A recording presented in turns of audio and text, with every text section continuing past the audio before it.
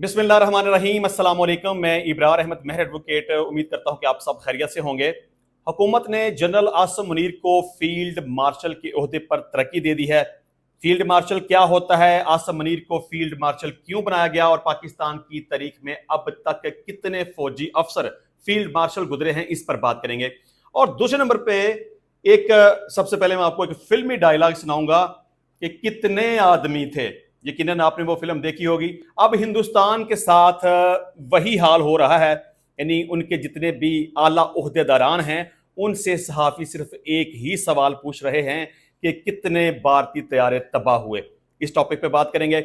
और इसके अलावा फैसल वोडा और उस्मा बुखारी में काफ़ी गर्मा गर्म झड़प हुई है और इन दोनों ने एक दूसरे के साथ बड़ी बदतमीजी की है। क्या माजरा था, उस पर बात करेंगे। और इसके अलावा इमरान खान ने पुलिस पार्टी को अपना पॉलीग्राफिक टेस्ट देने से इनकार कर दिया है। उन्होंने ऐसा क्यों किया और अब आगे क्या होगा, और ये भी बताएंगे कि पॉलीग्राफिक टेस्ट होता क्या है। इसके अलावा सुप्रीम कोर्ट ने नूर मुकद्दम कत्ल केस का फैसला सुना दिया है। क्या फैसला सुनाया और क्या अदालत का ये फैसला दुरुस्त था या गलत, इस पर भी बात करेंगे। और इसके अलावा बैरिस्टर गौहर अली खान साहब ने इमरान खान साहब की रिहाई के हवाले से बाकायदा एक टाइम फ्रेम दे दिया है कि इमरान खान साहब इतने दिनों में रिहा हो जाएंगे, कितने दिनों में रिहा होंगे, इस पर बात करेंगे। और इसके अलावा शाहिद अफरीदी को आर्मी चीफ को बोसा देना महंगा पड़ गया, क्यों महंगा पड़ा, और शाहिद अफरीदी ने इस हवाले से क्या ट्वीट की है, इस पर बात करेंगे। लेकिन सबसे पहले जो अभी थोड़ी देर पहले की खबर है वो ये है कि जनरल आसिम मुनीर को फील्ड मार्शल के ओहदे पर तरक्की दे दी गई है। बहुत बड़ा रैंक, पाकिस्तान का ये सबसे बड़ा, यानी कि मिलिट्री के हवाले से अगर देखा जाए तो ये सबसे बड़ा मिलिट्री एजाज है। और जनरल आसिम मुनीर साहब को तरक्की इस वजह से दी गई क्योंकि हालिया पाकिस्तान और भारत के दरमियान जो जंग हुई है उसमें जनरल साहब का किरदार सबसे ज्यादा सराहा गया। उनके बारे में ये कहा गया कि वो एक अच्छे कमांडर हैं, वो एक अच्छे आर्मी चीफ हैं, उनकी पाकिस्तान के लिए बहुत खिदमात हैं और उन्होंने बड़ी ज़बरदस्त तरीके से प्लानिंग की और दुश्मन को मुंह तोड़ जवाब दिया। आप ये समझ लें कि अगर कोई आर्मी चीफ बेहतर परफॉर्म करे और दुश्मन को नाको चने चबवा दे, बेहतर प्लानिंग करे, तो उसको ये फौजी एजाज से नवाजा जाता है। और इसके अलावा अगर हम पाकिस्तान की तारीख के हवाले से देखें तो आज तक सिर्फ एक बंदे को ये एजाज दिया गया था, उसका नाम है जनरल अयूब खान। आपने अक्सर सुना होगा कि वो जब भी उनका नाम लेते हैं तो कहते हैं field marshal general Ayub Khan. तो चलें जी, उनके लिए अच्छी खबर है। मैं समझता हूं कि हुकूमत का ये फैसला सही है। अच्छा, मैंने कहा था कि एक फिल्मी डायलॉग है कि कितने आदमी थे, वो एक हिंदुस्तान की बड़ी मशहूर फिल्म है। तो अब उसी तरह का सवाल बार बार हिंदुस्तानियों से पूछा जाता है कि कितने भारतीय त्यारे गिराए गए। अच्छा, हिंदुस्तान बुरे तरीके से फंस चुका है।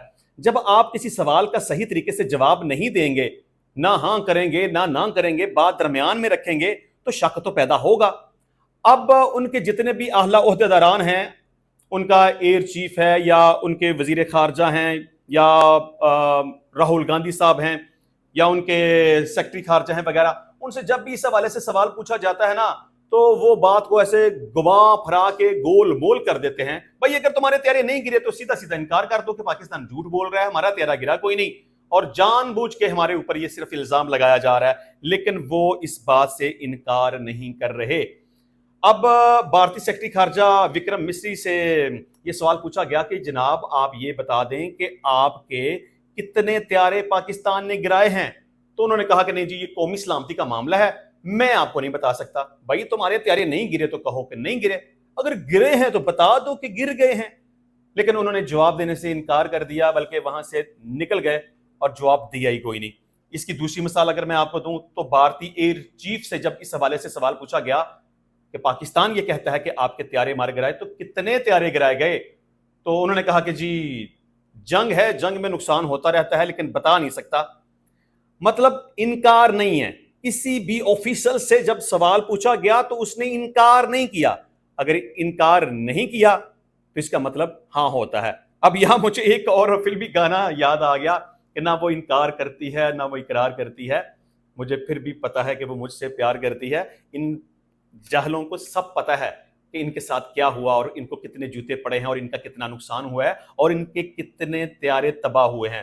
اچھا، راہل گاندھی کی ہم بات کریں، کل کی ہی بات ہے، انہوں نے بڑا کلیئر ایک میسج دیا، سوال پوچھا، ایک پوسٹ لگائی۔ یہ پوسٹ ایک دفعہ نہیں لگائی، ایکس کے اوپر یہ ان کی دوسری پوسٹ ہے۔ پہلی پوسٹ بھی یہی تھی، دوسری پوسٹ بھی یہی ہے کہ مجھے بتائیں، پورے ہندوستان کو بتائیں کہ ہمارے کتنے طیارے تباہ ہوئے ہیں۔ اس کا مطلب ہے کہ انکار کوئی نہیں، یہ بات تسلیم شدہ ہے کہ طیارے تباہ ہوئے اور یہ طیارے پاکستان نے تباہ کیے۔ اب کتنے تباہ ہوئے یہ وہ نہیں بتا رہے۔ چلیں کوئی بات نہیں، پوری دنیا جب اس بات کو تسلیم کرتی ہے تو ان کے ماننے یا نہ ماننے سے کیا فرق پڑتا ہے۔ اچھا جی، بات ہو رہی تھی بیرسٹر گوہر علی خان صاحب کی۔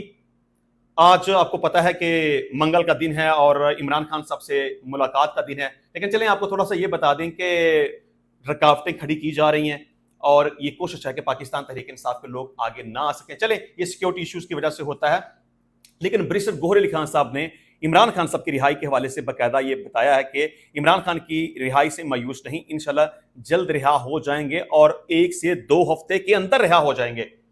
اور پاکستان تحریک انصاف کی ہم بات کریں تو بہت سارے ان کے عہدیداران یہ کہہ رہے ہیں کہ عمران خان صاحب کی رہائی عید سے پہلے ہو جائے گی۔ تو میں باقاعدہ ویسے اس ٹاپک کے اوپر ویڈیو ریکارڈ کر چکا ہوں کہ عمران خان صاحب کا جو اس وقت کنڈکٹ ہے یا پاکستان تحریک انصاف کے جو آفیشلز ہیں ان کا جو کنڈکٹ ہے یا پاکستان تحریک انصاف کو جو صحافی سپورٹ کرتے ہیں ان کا جو کنڈکٹ ہے، اگر اسی طرح رہا تو یہ عید تو کیا آئندہ کئی عیدیں گزر جائیں گی لیکن عمران خان صاحب کی رہائی نہیں ہوگی۔ اب آپ یہ پوچھیں کہ آخر کیوں نہیں ہوگی؟ سمپل ایک بات، جو مرضی کر لیں، حکومت کے ساتھ ڈائیلاگ کریں، کوئی فائدہ نہیں ہوگا، عدالتوں میں جتنا مرضی سر کھپا لیں کوئی فائدہ نہیں ہوگا، جتنا مرضی احتجاج کر لیں کوئی فائدہ نہیں ہوگا۔ عمران خان صاحب کی رہائی جب بھی ہوگی وہ ملٹری اسٹیبلشمنٹ کی مرضی کے ساتھ ہوگی اور ان کے ساتھ ڈیل کر کے ہوگی، اور ملٹری اسٹیبلشمنٹ کی مرضی کے خلاف جا کے کسی بھی صورت میں عمران خان کی رہائی نہیں ہوگی۔ تو یہ بات تحریک انصاف کو سپورٹ کرنے والے صحافیوں کو بھی سمجھ لینی چاہیے، پی ٹی آئی کو بھی سمجھ لینی چاہیے، عمران خان کو بھی سمجھ لینی چاہیے۔ ڈائیلاگ کریں، مذاکرات کریں، بات مانیں، بات منوائیں، جو مرضی کریں، ملٹری اسٹیبلشمنٹ کی مرضی کے خلاف جا کے رہائی نہیں ہوگی۔ اچھا، شہاد افریدی صاحب کے حوالے سے میں بات کرنا چاہ رہا تھا کہ وہ بڑے آگ بگولا ہوئے بیٹھے ہیں اور اس حوالے سے انہوں نے ایک بڑی تگڑی قسم کی ٹویٹ بھی کھڑکا دی ہے۔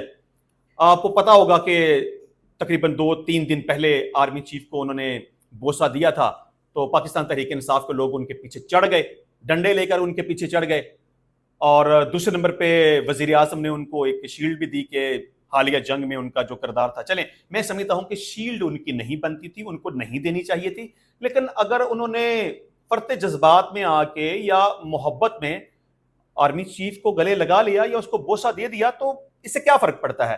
لیکن پاکستان تحریک انصاف کے لوگ اس کو معافی دینے کے لیے بالکل تیار نہیں ہیں، اس کو پتہ نہیں غدار یا پتہ نہیں برے برے کس طرح کے الفاظ اس کے بارے میں استعمال کر رہے ہیں۔ تو میں بہرحال کنڈیم کروں گا کہ یہ طریقہ کار ٹھیک نہیں ہے، اس کے ذاتی تعلقات بھی ہو سکتے ہیں۔ دیکھیں، اگر چومنے والے کو اعتراض کوئی نہیں، جس کو چوما گیا اس کو اعتراض کوئی نہیں، تو پھر آپ کو کیوں اعتراض ہے؟ تو یہ غلط بات ہے۔ اور اگر ہم یہ بھی دیکھیں کہ آرمی چیف کا کردار بڑا زبردست رہا حالیہ جنگ کے حوالے سے، تو اس وجہ سے محبت کا اظہار کیا گیا تو تب بھی اچھی بات ہے، کوئی بری بات نہیں ہے۔ لیکن اللہ معاف کرے کہ تحریک انصاف والوں کے ہتھے جو بندہ چڑھ جائے نا، یہ پھر اس کو چھوڑتے نہیں ہیں۔ شہاد افریدی نے اس حوالے سے کیا کہا کہ میں نے آرمی چیف کو بوسہ دیا، پیار دیا، یہ میں نے قوم کی طرف سے آرمی چیف کو پیار دیا ہے۔ محلے کے اندر پالتو کتے بونکتے رہتے ہیں تو عقل مندی یہی ہے کہ آپ ان کو بونکنے دو، جس نے جو بات کرنی ہے کرے، میرے لیے یہ ملک سب کچھ ہے۔ تو بات ان کی ٹھیک ہے۔ میں کہتا ہوں کہ جو ان کو ایوارڈ وغیرہ دیا گیا وہ نہیں دینا چاہیے تھا، لیکن اگر آرمی چیف کو گلے لگا کے اس کو پپی شپی کر لیا تو اس سے کوئی فرق نہیں پڑتا، ٹالریٹ کرنا چاہیے۔ کیا ہے، ذاتی تعلقات ہو سکتے ہیں، ٹرائیبیوٹ ہو سکتا ہے، محبت کا اظہار ہو سکتا ہے، ٹھیک ہے۔ چلیں اچھا جی، نور مقدم قتل کیس کے حوالے سے بات کریں گے۔ نور مقدم اور ظاہر جعفر کیس، سپریم کورٹ کے 3 رکنی بینچ نے آج اس کیس کا فیصلہ سنا دیا ہے۔ آپ یہ سمجھ لیں کہ اب حتمی اور آخری اس کیس کا فیصلہ ہو چکا، اب آگے کوئی چانس نہیں ہے، جو فیصلہ ہونا تھا وہ ہو چکا۔ اچھا، اس کو تھوڑا سا اس کا بیک گراؤنڈ میں آپ کے سامنے رکھوں گا، پھر اس کے بعد جو صورتحال ہے اور جو ججز کے ریمارکس ہیں اس حوالے سے بات کروں گا۔ ظاہر جعفر کا نور مقدم سے تعلق تھا، اللیگل ریلیشن کہہ لیں، ایلیسٹ ریلیشن کہہ لیں، ناجائز تعلقات کہہ لیں، واٹ ایور، لیکن کانسنٹڈ تھا اور یہ آپس میں اکٹھے رہتے تھے، واٹ ایور، باقی بات آپ سمجھ سکتے ہیں۔ اور ظاہر جعفر چونکہ نشے کا عادی تھا، اس نے نور مقدم کا قتل کر دیا، اس کا گلا کاٹ دیا۔ تو نور مقدم کے قتل کے کیس میں ظاہر جعفر، اس کے ماں باپ اور چوکیدار، مالی وغیرہ، ان کے خلاف تقریباً 12 لوگوں کے خلاف ایف آئی آر کا اندراج ہو گیا۔ تو 9 ملزمان کو ٹرائل کورٹ نے چھوڑ دیا، ان کو رہا کر دیا، ان کو بری کر دیا، اور 3 لوگوں کو اس میں سزا کا سامنا کرنا پڑا، یعنی چوکیدار اور مالی، اس کو 10 سال قید بامشقت کی، اور خاص طور پہ ظاہر جعفر چونکہ اس کیس کا مرکزی ملزم تھا، اس کو 3 قسم کی سزائیں سنائی گئیں، یعنی کہ قتل کے الزام میں اس کو سزائے موت سنائی گئی ٹرائل کورٹ نے، اور اس کو ریپ کرنے کے الزام میں ٹرائل کورٹ نے 25 سال قید بامشقت کی سزا سنائی، اور اس کو اغوا کرنے کے کیس میں 10 سال قید بامشقت کی سزا سنائی۔ ہائی کورٹ میں اس فیصلے کو چیلنج کیا گیا، لیکن ہائی کورٹ نے بجائے ریلیف دینے کے، یعنی کہ سزا کے خلاف جو ہائی کورٹ میں اپیل کی گئی تھی، اس میں فیصلہ ظاہر جعفر کے خلاف آ گیا، بلکہ جو اسے تھوڑا سا ریلیف ملا بھی تھا، یعنی کہ ٹرائل کورٹ نے جو ریپ کے کیس میں 25 سال قید کی سزا سنائی تھی، اس کو بڑھا کر سزائے موت میں کنورٹ کر دیا، مطلب کہ ریپ میں سزائے موت، قتل میں سزائے موت، اور اغوا میں 10 سال قید بامشقت۔ اب اس فیصلے کے خلاف، یعنی کہ ہائی کورٹ کے فیصلے کے خلاف سپریم کورٹ میں جب اپیل فائل کی گئی، تو وہاں پر جو فیصلہ آیا، جو ان کے ساتھ 2 ملزمان تھے، مالی اور چوکیدار، جن کو 10 سال قید بامشقت کی سزا سنائی گئی تھی، عدالت نے کہا کہ جتنی انہوں نے سزا کاٹ لی ہے نا، اتنی ان کے لیے کافی ہے، لہٰذا جیسے ہی عدالت کا فیصلہ مطلب تحریری شکل میں سامنے آ جائے تو ان کو رہا کر دیا جائے۔ لیکن ظاہر جعفر کی سزائے موت کی سزا برقرار رہی، یعنی قتل کیس میں ان کو جو سزائے موت دی گئی تھی وہ برقرار رہی، اور ریپ کیس میں ان کو جو سزائے موت دی گئی تھی اس کو کم کر کے 25 سال قید بامشقت کر دی گئی، اور اغوا کے کیس میں جو 10 سال قید بامشقت کی سزا سنائی گئی تھی اسے کم کر کے 1 سال کر دیا گیا۔ یہ تھے ٹوٹل اوورال کیس کی صورتحال۔ اب یہاں ہم نے دیکھنا ہے یہ ہے کہ عدالت کا یہ فیصلہ کیا صحیح ہے یا غلط ہے۔ میں کہوں گا کہ یہ 50-50 ہے۔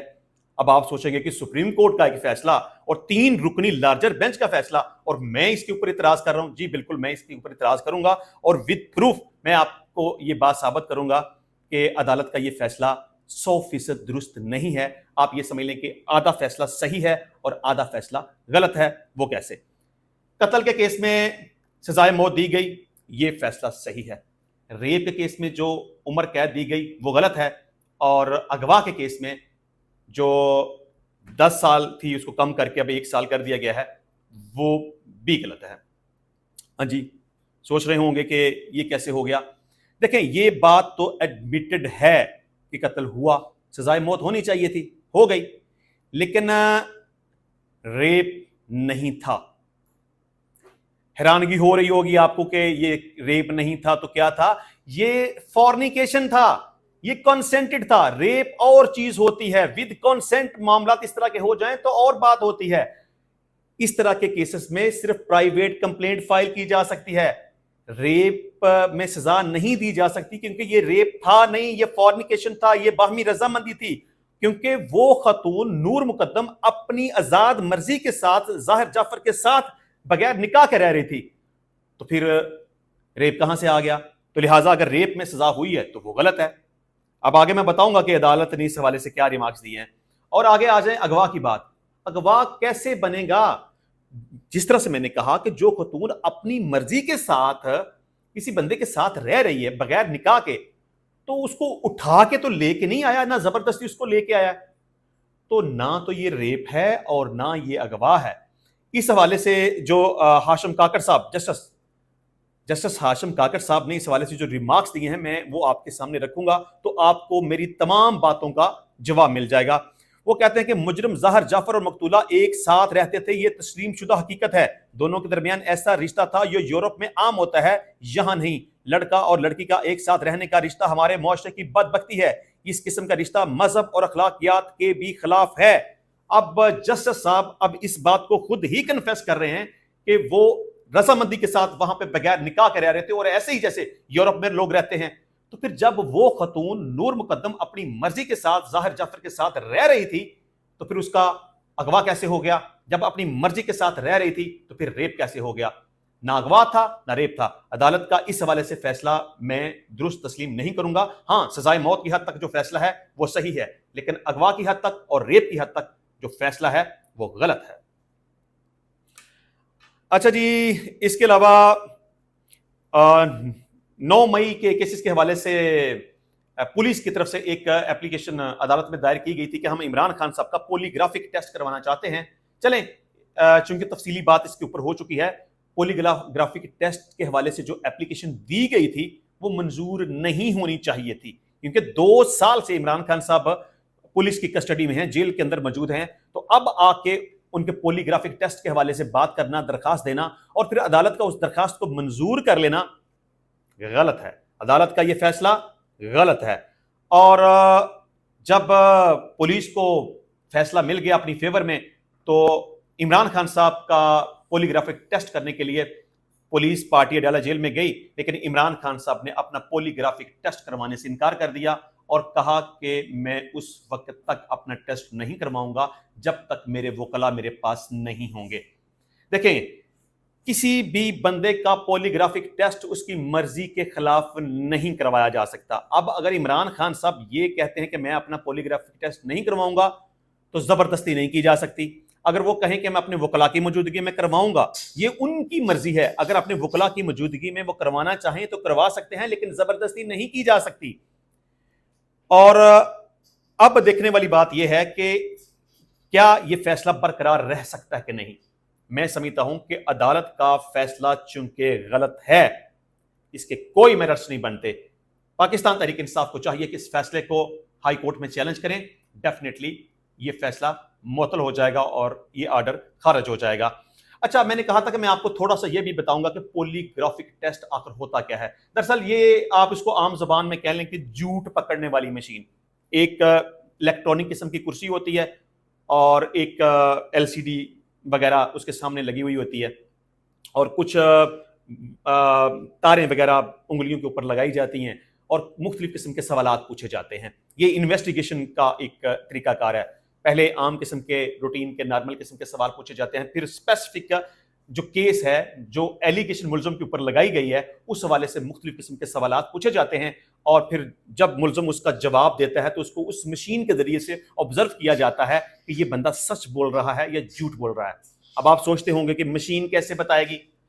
मशीन 100% सच नहीं बता सकती, और ना ही अदालत में इस मशीन की या जो पॉलीग्राफिक टेस्ट लिया जाता है उसकी रिपोर्ट को दुरुस्त तस्लीम किया जाता है। मतलब कि उसको 100% तस्लीम नहीं किया जाता। जिस तरह पुलिस की इन्वेस्टिगेशन को 100% दुरुस्त तस्लीम नहीं किया जाता, इस तरह पॉलीग्राफिक टेस्ट की रिपोर्ट को भी 100% दुरुस्त तस्लीम नहीं किया जाता।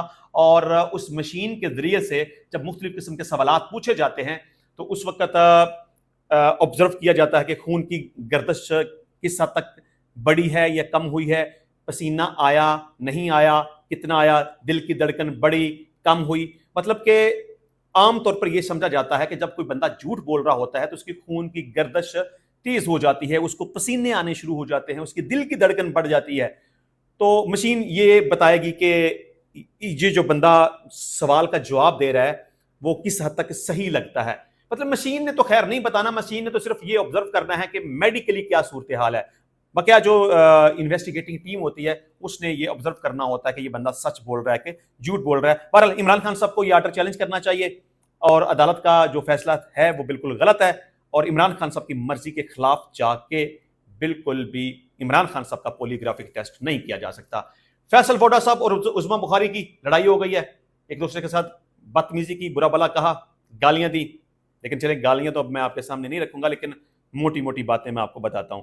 अच्छा जी, फैसल वोडा साहब ने क्या कहा कि पाकिस्तान में 2 लीडर हैं जो अच्छी अंग्रेजी बोल सकते हैं और सफारती सतह पर कामयाबी हासिल कर सकते हैं। एक हैं इमरान खान और दूसरे हैं बिलावल।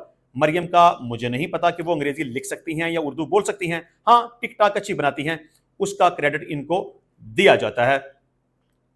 और इसके अलावा उन्होंने ये भी कहा कि नून लीग की टिक टाक हुकूमत में कनीज़ों और नौकरानियों का कोटा बना दें। थंडर आ गया, ऑपरेशन रूम बना लिया, ना 3 में ना 13 में। ये लोग जाहिल हैं, पढ़े लिखे नहीं, इनमें सियासी शऊर नहीं, नालायक औलाद वालद की मजीद शर्मिंदगी का बायस ना बने। तो फैसल वोडा साहब ने डेफिनेटली गलत अल्फाज का इस्तेमाल किया। अब आप नौकरानियों का लफ्ज़ इस्तेमाल करेंगे, कनीज़ों का लफ्ज़ इस्तेमाल करेंगे और उनको टिक टाकर कहेंगे या इस तरह के बुरे अल्फाज का इस्तेमाल करेंगे या बदतमीज़ी करेंगे, तो डेफिनेटली फिर उसका जवाब सही नहीं आएगा। फैसल वोडा ने जो किया वो गलत किया। बात करें तमीज़ के साथ करें, तनकीद करें तमीज़ के साथ करें, लेकिन अगर आप बदतमीज़ी करेंगे तो फिर जवाब उसका बदतमीज़ी में आएगा। जो कि उज़्मा बुखारी ने कहा कि फैसल वोडा है कौन, बेचारा एक जहनी मरीज़ है, ये सब ना करे तो उसको लोग बुलाना छोड़ दें। सियासी शोबदाबाज सस्ता शाहरुख जो बनता है, इस पर तरस खाना चाहिए। बंदा इसको पूछे कोई सियासी जमात तो तुम्हारी है नहीं, भाई तू है कौन। चलें जी, इंशाल्लाह मिलते हैं नेक्स्ट टाइम नई वीडियो में नए टॉपिक के साथ। तब तक के लिए इजाज़त दीजिए। अल्लाह हाफिज़।